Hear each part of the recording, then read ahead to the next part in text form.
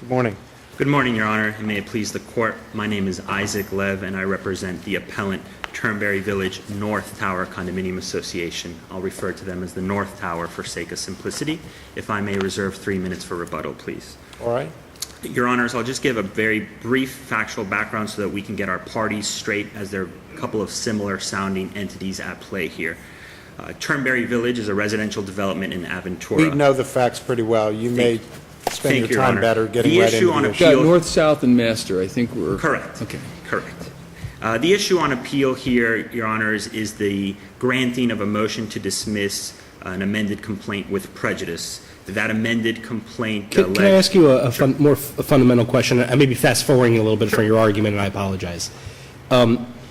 Did you file a motion for leave to amend after the final judgment was granted at the hearing? We did not, Your Okay. Honor. Did you file a motion for rehearing or reconsideration referring to the fact, under 1.530, referring to the fact that you wanted to amend your complaint? We did not, Your Honor. At the oral hearing, and we don't have a transcript of it, but I'm merely asking you, did you tell the judge, I'd like an opportunity to amend my complaint, and here's how I would amend it? Yes, Your Honor. I was not present at the hearing, but from the firm was, and we did object and said we need there is no transcript. But Without a transcript of that, how can we, assuming we find a threshold issue that a request has to be made for a reversal on a leave to amend issue, how could we reverse based on that where there's no transcript? Sure, Your Honor, and that's a very pertinent question, and I understand how that's a difficulty for us on the case. I would say two things. One, we're here on de novo review, so the court is entitled to look at the pleadings with fresh eyes and see if the allegations as stated are sufficient to allege a claim for breach of fiduciary duty.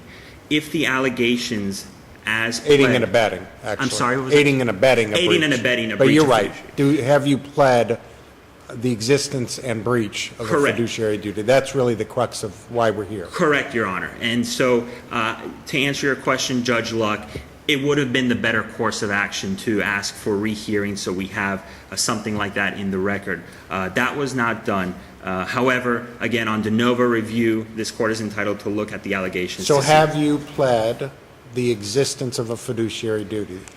Your Honor, That's really the question we That need is to the answer. question. That is the and we have, Your Honor, in our in our initial brief, I go through in great detail with specific citations to the amended complaint, and I'm looking at pages 4 and 5 of the initial brief, where I allege there are 4 elements that need to be pled. The first is that the Master Association had a fiduciary duty. My concern, counsel, isn't so much with the existence of a fiduciary duty. I can understand that from the complaint. My concern is with the breach element and the substantial assistance element. It would seem that the way that use a bunch of adverbs and adjectives to describe what happened, and then you say exactly what those adverbs and adjectives are, which is they sit on the board.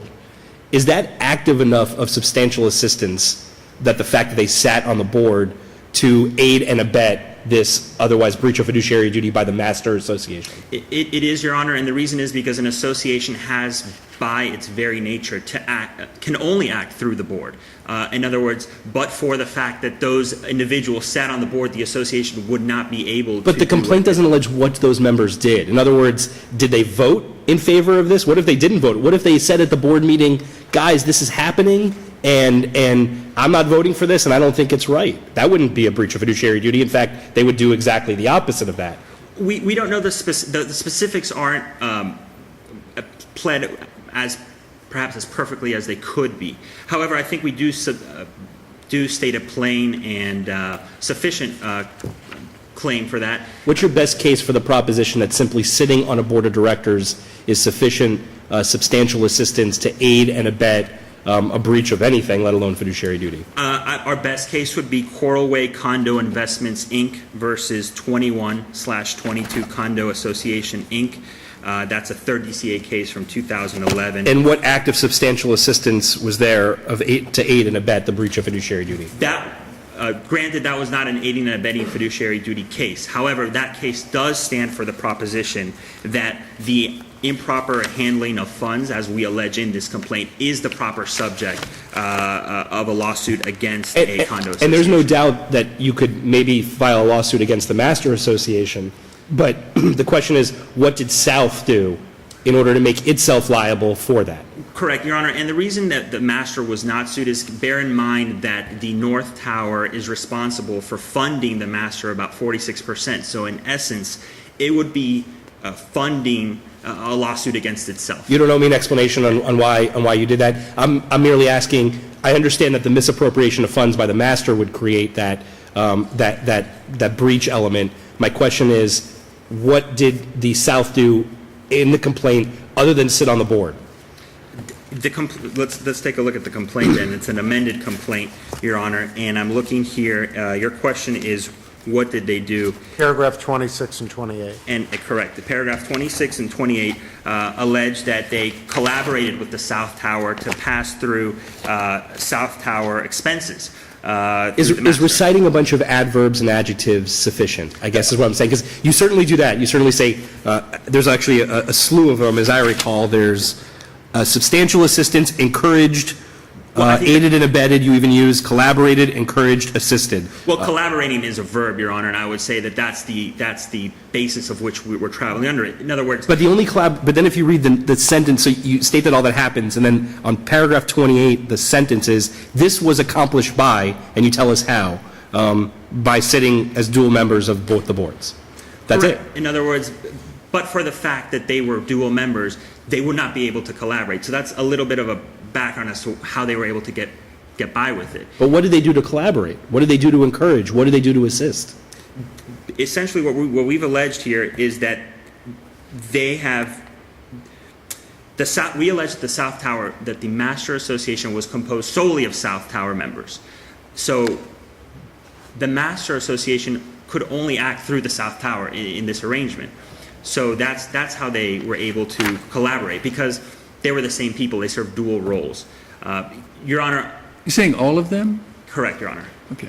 So basically what you're saying is the North paid for the South's expenses. The South, through its members on the master, knew of this, agreed to it, and allowed it to happen. Precisely. Whether Judge. they did it as members of the master or residents of the South, the point is, since the action occurred through the master, they necessarily aided that. Correct. They had to, because there was no other way. Counsel, can you tell me the agreed part? Because show me where in the complaint it says agreed.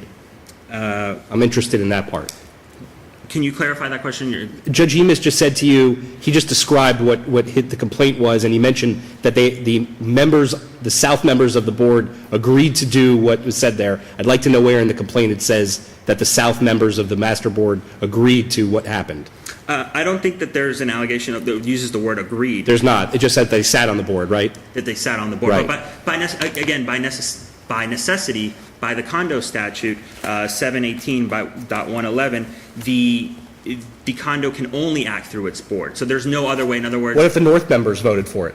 well, we allege that there were no North members. I'm having trouble with that, too, and Judge Logue asked you a follow-up on that. As I read paragraph 22, it says, simply because the master's board majority consisted of South Tower members who saw to it that in the best interest to pass the expenses. I don't see anywhere where it says that the sole members of the board were South Tower. Your Honor, that was changed in the, that should have been a typo. That should have been solely, and that was in the record. That was addressed. Should paragraph 27 have also been changed from majority to solely? Correct, Your Honor. Any other errors that should have been corrected in the relevant complaint that's in front of us on de novo review? That would be it, and that was raised in the response. Are you sure there are no other typos that need to be corrected on the operative complaint that's in front of us on de novo review? That is it, Your Honor. And what I would say is that to the extent that there's a deficiency, leave to amend is appropriate, because we've obviously alleged a wrongdoing here. We've alleged the knowledge of that wrongdoing, and we've alleged the breach of the fiduciary duty. Now, could the pleading be slightly clearer? I would concede that it could be slightly clearer. And that leaves us to the issue where the lower court dismissed with prejudice. We would ask for a reversal so that we could at least clean up these slight not inconsistencies, but the slight wording to make it a little bit tighter. This was, Do you- we were traveling do you- under our first do you- amended complaint here. Do you agree that ordinarily we will not review an action or an issue that hasn't been presented to the trial court first? I do, Your Honor, and I believe you may be referring to a line of cases, at the risk of providing my opposing counsel with ammunition that was not in their answer brief. I do agree that the general rule is that a court of appeal will not review an issue that hasn't been alleged before. Including a request to amend. Correct, Your Honor. However, Your Honor, Judge Emis, in one of your dissenting cases where you sat as an associate judge on the 4th DCA, and I'm referring to Stander versus Dispose O Products, Inc., a case, I'll cite it, 973 Southern 2nd 603.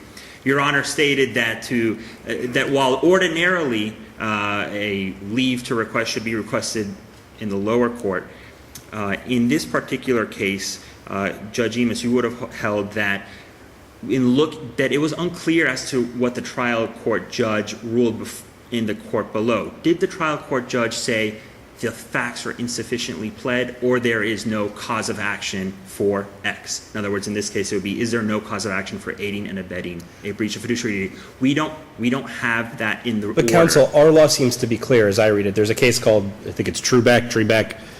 It's done on a First Amendment, but it would apply here, that if there's not preserved for appellate review where there isn't a request made in one of the three things that I mentioned to you, which is contemporaneous at the hearing, through motion for leave to amend, or in a 1.530 motion to reconsider. Your Honor, I think you're referring to Vorbeck versus Vorbeck, thank Bettencourt. you. And I agree that that's a difficulty we face. I think we still are able to prevail, and I'll explain why. One, again, in Vorbeck, that was a claim for a bill of discovery, a very broad-based, kind of not very often used fishing expedition. Here we have, where in that case there was no real meat to the allegations. Here we have pled sufficient allegations. There's more meat to it. There's facts. So I would distinguish Vorbeck on that grounds. I would say that in Vorbeck, But there they had even greater entitlement. Here, because it's a First Amendment complaint, you need leave. There, under Bokeberger, this was their first opportunity. They had as a matter of right to amend at any time. And even under as a matter of right, we said that if there's not a request, we're not going to reverse a trial court judge for not doing what you never asked that judge to do.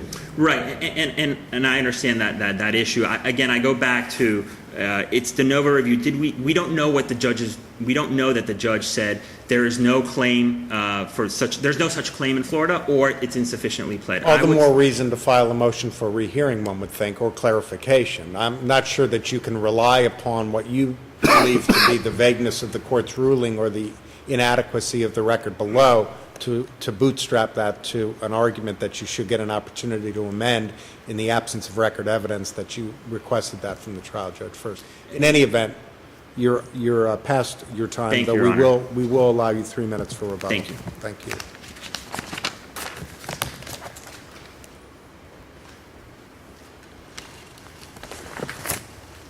May it please the court, opposing counsel, my name is Howard Kahn. I'm here today with Jessica Buis of our office. We represent the South Tower. We request that this panel affirm the trial court order dismissing with prejudice the amended complaint. It is our position that certainly there is a cause of action in the state of Florida for aiding and abetting a breach of fiduciary duty, but not under these particular set of facts. If we look back to Judge Amos's opinion in Fonseca, where in the opinion, various allegations are set forth that the husband participated with the wife in seizing control of the corporation from Mario Taverna.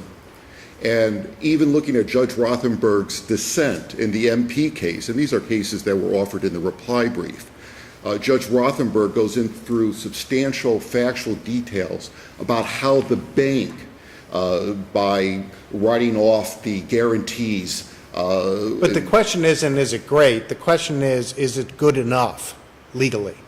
Have they pled it sufficiently, even if perhaps inartfully? That's the real question. And Judge, I take the amended complaint and I go through the record on pages 47 through, I believe, approximately 53 of the record. And what we read, essentially, you get through to probably page 49, 50, and you're reading about a cause of action for allocation of expenses and recoupment that presumably should be brought against the master. That's what's laid out here.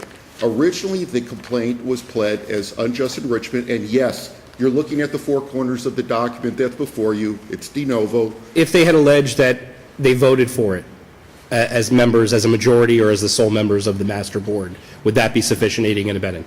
I don't think that would even be enough, because I don't see... If they stated that the Southern Board of Directors conspired with the master's managing members or whatever to conceal these facts from the northern tower, would that be sufficient? Well, we can...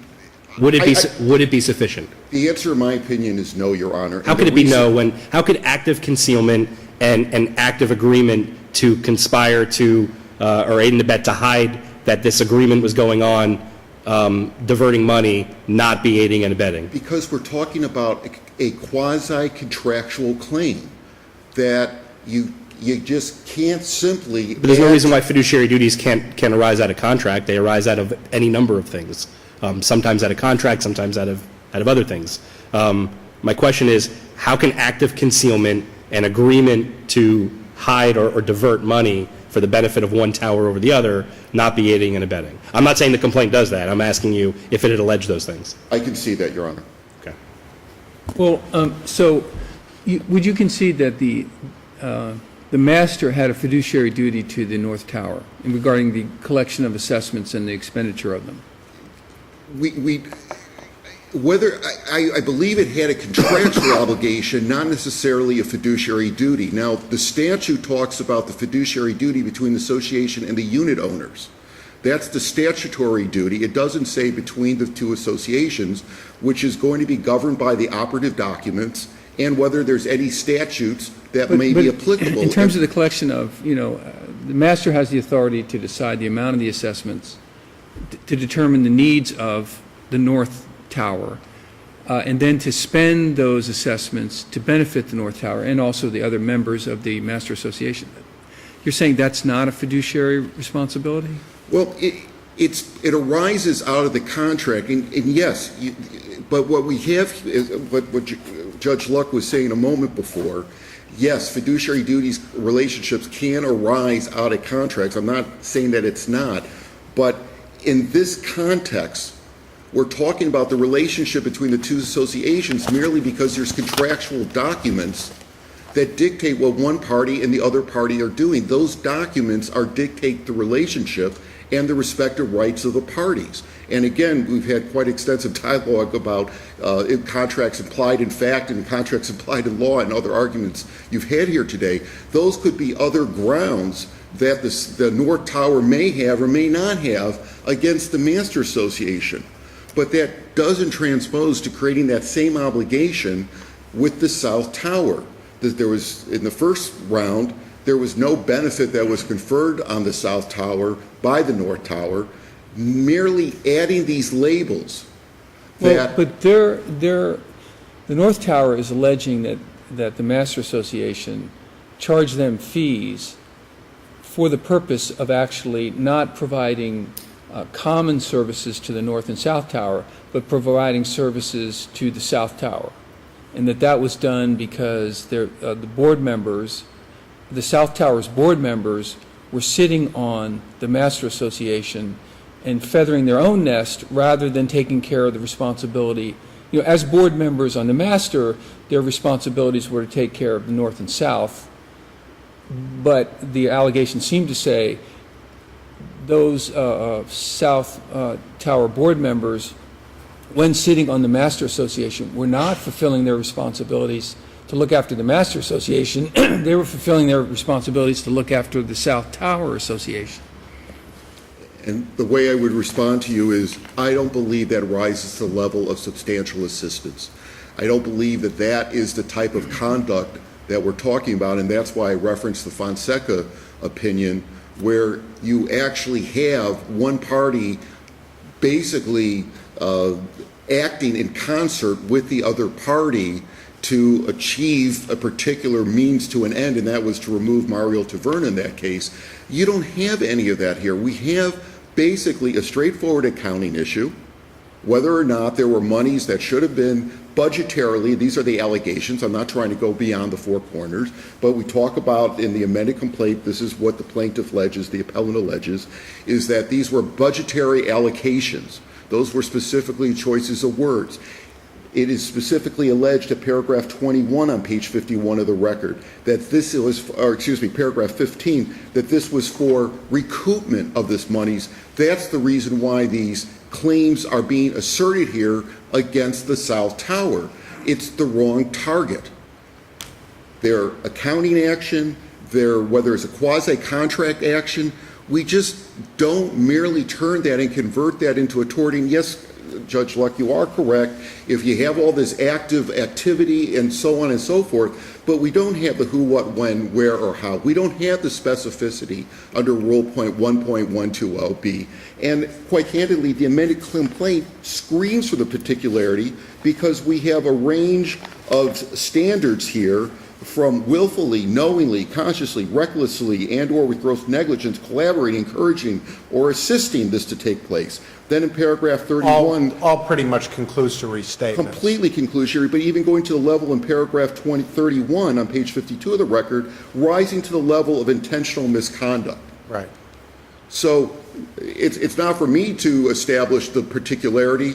The appellant has basically conceded, yes, I have to give this particularity. It's absent here and sitting on the board. First of all, there's no allegation that they're not allowed to sit on the board, even if they are all members of one tower or the other. Well, more to the point, there's no allegation of what the vote was, or Correct. whether it is the vote that actually Correct. stood as the substantial assistance or any assistance to the disbursement of those fees. Correct. Very good. So Thank you you would for your ask us time. to...